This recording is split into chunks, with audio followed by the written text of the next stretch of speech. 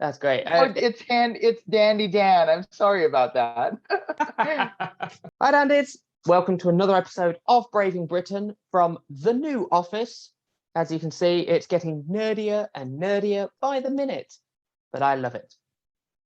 So, joining me today is Martin Abelita, who is a nurse aspirant from the Philippines. What we're going to do is basically, I'm going to let Martin here share his experience so far with his application process to the UK as a nurse. We've set it up as 5 sort of guideline questions, and we'll just go through them, and he can share all of his experiences with you guys and girls. All right. So let us start with our first question. So this is how far I am along with my recruitment path. Okay, so far I am on the last stage of the recruitment path. I finished with the stage 2 of the NMC. I have found an employer or an agency that can help me out. I'm processing my passport and then my IOM, which is the TB test. That is the last stage, and I'm off for my visa. So visa screening. After visa screening, and then hopefully I'm going to be in the UK very soon. Awesome. Fingers crossed, everybody. So whereabouts in the UK are you coming? This is Broadbridge. So the name of the facility is, I think, Broadbridge. It's found in Horsham. Oh, okay. I get a general idea where that is. What I'll probably do is the map up here so people can see it. It may not be in my hands, but it'll be here somewhere. Yeah. But that's awesome. In Horsham. Horsham, nice. And do you have a rough month or day that you're due to come here? Not yet, because I'm still waiting for the final IOM. So that's the last of everything before I can go for my visa screening. So yeah, after all of those, the agency is going to give me the certificate of sponsorship. So yeah, it's already, I just have to complete everything, the requirements. So yeah, that's the basic of everything. So okay. That's fair enough though.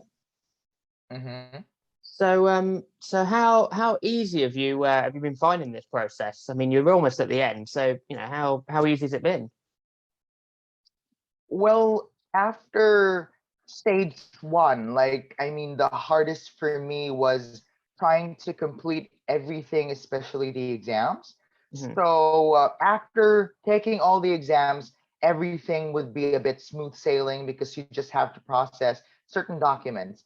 But all the documents, I think it's there with everybody. You need to have your certificate of passing, your diplomas and everything. So you can just get it from certain establishments. But then the hardest is really the OET and of course the CBT. So after passing the 2 exams, you're off to go with all your NMC and everything. So yeah, that's it. That's great. So you did the OET, did you? Yes, I did. I'm really happy that I was able to pass just 1 take. Nice, well done. A while. Yeah, it took a while. But what really happened was I got a little bit of a rough patch with the writing part. I was able to pass all 3, but then I got an almost 300 in the writing test, but then I was able to reach that. Luckily, they do now have the choice of remarking.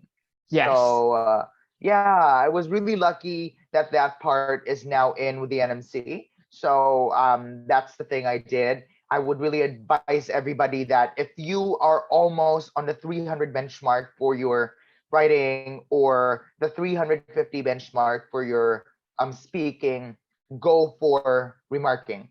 That's really going to save you. It's not 100%. It's not a guarantee that you're going to get it, but then it's like a 60% chance that you will get your score that you are requiring. Yeah. That's it. It's only do it for the writing and the speaking, because they're the bits where different examiners can, vary a lot on how they score you. So have you been finding anything specifically difficult with the process so far? with the new process of the NMC, it's not that difficult because everything is online. But then the thing is that it has an expiry date. So the only difficult thing is that once you finish with your exams, you have to fast track or fast pace all of the things that you need to do, because the NMC account expires in 2 years. CBT, OET expires in 2 years as well. So yeah, that's the rough or hardest part of everything. But then processing, documentation, and there's a lot of group page on Facebook that you can actually join that is going to be very helpful. You post out questions, you post out all the things or inquiries that you need to do, and then a lot of people is surprisingly would help you out. A lot of nurses in the UK, a lot of aspiring nurses that was ahead of you with the processing, they can really assist you with these things. So I suggest for everybody to actually join the Facebook pages related to coming to UK. Yeah. No, that's great. And there are a lot of social media pages that are helping. I mean, we've been in a couple of the shared ones as well. We've done a few and bump into each other quite regularly. Yes, true. And I can see that you are actually a very big help to all of those aspiring nurses in the Philippines. Imagine, you taking time reading all those queries, all those questions, and most of the questions there are actually in Filipino. Yes. And I'm I'm a bit impressed, like, wow, he understood some of those questions. Well, it's less what I understood and more what Google managed to translate roughly, so I got the gist. Oh. Google Lucky will translate it a little bit and I'll go, all right, I see what they're trying to say. Yeah. Kind of. That'll do. Of course, on the topic as well of, you've got all these time frames, you have to get everything done in. Did you take the English exam before the CBT or the CBT first? I actually took my English exam first, but then what happened was the pandemic happened. Yes. Hi. I actually got caught in the pandemic, and then my first English exam expired, and then what I did was so I was like, oh, why don't I take the CBT first? So I was asking people if, hey, can I take the CBT first instead of taking the IELTS? I took the IELTS first. My first English exam was the IELTS. Then it expired before I can even get to my CBT because of the pandemic. It was like a year, almost a year, more than a year. Like it was, having troubles with the IELTS because the examiners are from Manila, and ECQ, you have to, examiners has to come from Manila to come to my place. I'm not from the mainland Philippines. I'm from the suburbs. So they have to travel by plane to go to my place. So yeah, it was really a struggle with the IELTS. So I took my CBT first. Then it dragged along again, Well, I was so proud of you for doing your IELTS first, and then you said that expired and you did your CBT first, and I was like, but at least you did it. That's what counts. Yes. Risky way around, but you did it. Risky. Yeah, but I was really glad that I took OET. Like OET was a savior. That's great because it does cost a bit more, but the questions are generally a bit easier to tackle, I suppose. The reading part is a bit hard in OET because you have to deal more on the medical side, but then it's very relatable. Like if you have been practicing in the hospital, it's somewhat, like most of nurses can relate to the topics in OET as compared to the IELTS. Because IELTS is, anything under the sun. You can have this and that, any topics possible, actually. Yeah, and don't we know it? We did an interview with an IELTS teacher as well. The link will be up here somewhere. And he was saying about renewable energy projects and solar farms. Yes, medieval times. I know, it's like half of the world doesn't use half the technology that's used in the Western world sometimes. So, when you start talking about wind farms and stuff, it's like, what's that? How do you grow wind? Exactly. And they start to talk about what's your opinion about wind turbines? I'm like, Yeah. oh, So okay. I guess they're all right, maybe. I don't know. Going since you're nearly at the end of the process, is there anything that you know now that you wish you knew before you started the application? Okay, so I'm going to give everyone a very good advice in this one because this is a first-hand experience. So what everyone needs to do is number one, first you have to take your English exams first. That is the basic of everything. Take your English exams. Yes, number one, English exams first. You take your IELTS if you're comfortable with that. You take your OET if you're comfortable with that. In my case, I've taken both, and I would really suggest that you go for OET. It's more expensive and than the IELTS, but then the questions are more relatable to the nursing field. So yeah, you have to think about that. Otherwise, you can go on YouTube, go on type IELTS or type OET. It's really up to you. So after taking your English exam, while waiting for your results, I would suggest that you should start making your NMC account. So I've been helping a lot of people, like in this group, like I've been messaging them that, hey, if you need anything, if you need any assistance with your NMC account, please direct me, like message to me so that I can help you out with the process. So I know how difficult it was because that time we were the first persons to make the NMC account online. So it was a struggle. No one knew what to do. Our regulatory board doesn't know what to do. So it was chaos. It was chaos. So many new things to happen, and nobody knew Yes, what to during expect. my time. Exactly. So yeah. So after English exams, while waiting for the results, do your NMC account. So after you get your results, your NMC account is already there. So you can wait for your permission to take the exam for the CBT.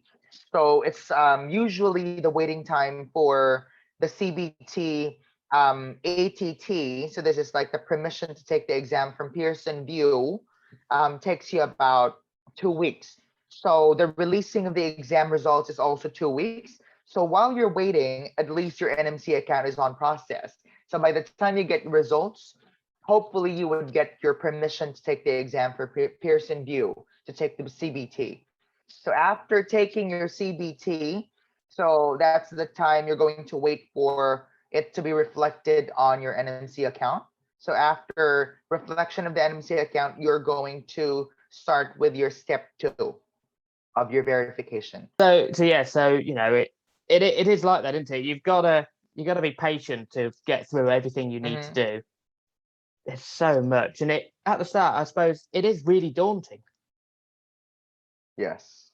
So yeah, I'm really advising everyone to fast track or fast pace their applications as long as the UK is still needing a lot of nurses from the Philippines. So yeah, take your English exam, make your NMC account, wait for it, take your CBT, process your step 2. After passing all the exams, go for interviews. Go for a lot of interviews. That's one major thing. Go for all the interviews that you can. For those aspiring nurses in the Philippines that doesn't have really much experience, don't lose hope. There are a lot of agencies that doesn't really require you to have a lot of hospital experience. So even if you have clinic experience, even if you're working as a company nurse, as long as you are able to answer their interview, that you can show them that you still have the skills to perform the nursing test in the UK, they're very much willing to help you out. So yeah, don't lose hope. Most of the agencies would tell you you need to have 1 year, you need to have this, you need to have that. You need to have like no work gaps. But no, don't lose hope. No. There's always a lot of agencies out there that's willing to help you out. You're exactly right. You don't need exact hospital experience as long as it's recent clinical experience. So Yes, that's true. it could be anything. I mean, yes, as long as you've got some sort of experience in the past 3 years, most places at least look at you. Of course, if you've not worked as a nurse for 10 years or so, get some up-to-date clinical experience, because a lot has changed in a decade.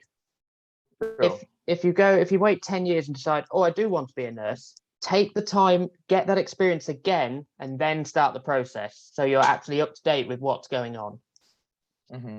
That's right. Because well, I've had that a lot lately where they've gone, oh, well, I was a nurse, like 10, 12 years ago, but then I stopped being a nurse and now I want to be a nurse again. It's like, well, Yeah, be a they nurse just have to have 3 months of experience in the hospital. at That's about least, it. yeah. That's yeah, that's going to like shake their sleeping memory of the nursing skill. Like nursing is a skill. You have to practice it. So the thing with that, if you haven't practiced for 10 years, the thing that you learned 10 years ago is not that recent practice anymore. But then theory doesn't change. The nursing theory from 10 years ago, most of it is still the same as of the current practice. But then, theory wise is different from actual skill wise. So yeah, I would suggest for those having experiences 10 years ago or like 8 years ago, go for a volunteer position in the hospital. That doesn't really matter as long as you get to have that at least 3 months experience. So if you have at least 3 months, there are agencies out there that's willing to help you out so that you can process your NMC. So while you're processing your NMC, you're doing your nursing experience in the hospital. That would be great. That's it. I mean, a lot of care places, it varies a lot on what experience they want. Yeah. Some go from 3 months recent experience, some go up to Mm-hmm. 12 months within the past 3 years Yeah, with breaks that's true. allowed. Just read. And that is always going to be our number one tip here on Brave in Britain. And it's read, research, please. Yes. If you're unsure, ask the group. Always join the group page so that if you're unsure of anything, ask. So that's the Exactly. thing. That it's always the Yeah. biggest slip up. People apply because they just want to get here fast and they don't Yeah, pay that's attention true. to where they're going, Hmm. what the place is like. They don't check out anything about it and they get really Yeah, they surprised when don't they have like a path that they're willing to take. So they just go from here, there, everywhere. So yeah, I'm willing to help out all those aspiring nurses in the Philippines. That's why I'm mostly somewhat active in the page. Like if I can share my thoughts and if I can share my opinions, I usually do, and I would message them that, hey, if you need help with your NMC account, I would help you as much as I can. Exactly. And another big point that we've been tackling lately, especially in one of our previous videos with Steph from Global Medical, is that if you want to be a pediatric nurse, do the pediatric NMC. Mm-hmm. You want to do adult nursing, do the adult one. Don't do the adult one thinking that it's easier and you're going to get more jobs. Because if your heart is set on doing children, you're going to probably have to do the Yeah. children's one. Because a lot of NHS trusts now are wanting that Yeah. instead of the adult. True. Follow your heart, not what other people have told you is quicker and easier. Take that into mind. Now, have you got any other little tips, or are we covered most of it now? Oh, you have to have all your like licenses or anything that you have renewed before you go to the UK. So you need to have your recent regulatory ID or your driver's license if you're planning to drive in the UK. Or yeah, and you need to have that certificate of good standing. You need to have the recent one before going to the UK, and your police clearance should at least be 6 months. Yeah, that's good. Yeah, always get your documents together. Make sure everything's ready Yes, before you start, because the more delays you have every so true. often, the more the chance that you're going to have to redo everything. Yeah. And having to restart everything from the NMC application level, that is a sad feeling. Mm-hmm. But you'll get there. Just have the patience and make sure you are prepared before you start jumping into it all. Find yourself a good coach. That's it. That's it. Find yourself a good coach if you need the support. Find the social groups that can give you the tips and advice you want, or just tell you about the place that you're looking to go to. And Yes. make sure you do your research, please. Yes, please. First-hand experience, do your research. Don't jump into hot water. No, do not jump into hot fodder. You heard it here. Martin Abelita, 2021. Yes. That's it. That's amazing, Matt. I really appreciate you taking the time between your incredibly busy schedule to No share this. worries. Yeah. I know it's been a I bit would be interesting. glad to share my experience so that, I can help out our aspiring nurses here in the Philippines, not to, go through with all of those troubles that I've been through. So at least some of my experiences can help them have a smooth sailing path for their NMC. Exactly. That's what it's all about. It's about helping others so they don't make the same mistakes that that we Yeah. have. Well, you have. I haven't. I'm perfect. Bing. Oh, I wish. How we wish.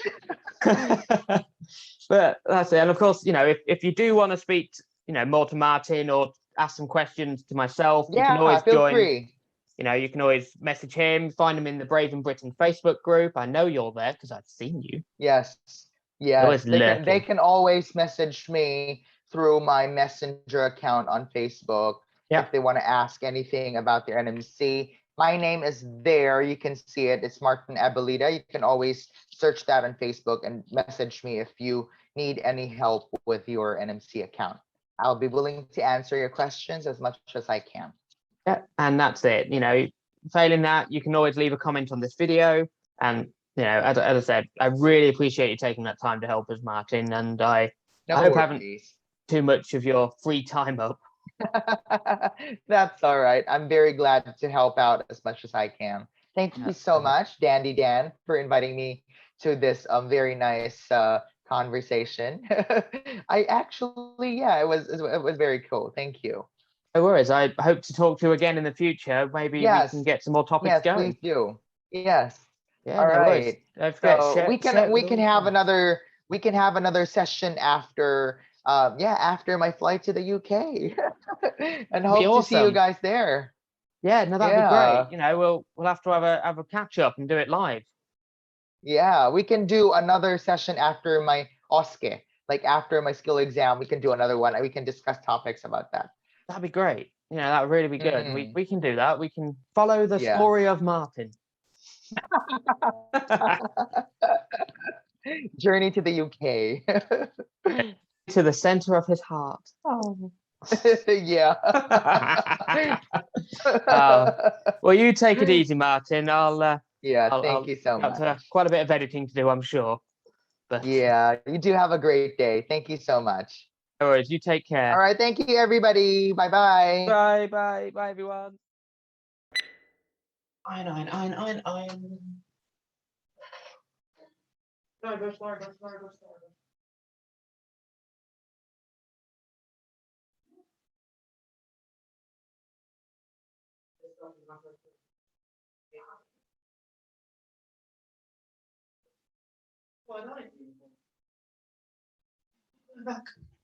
Sorry, Martin. I'm coming, Martin. All right. No worries. I'm back. Okay. Sorry, she needed the iron. She's got my missus got work today, so she just needed the iron quickly. Oh, okay. I've got to be a good boy. That's right. That's right. That's it. I know my place. Oh dear.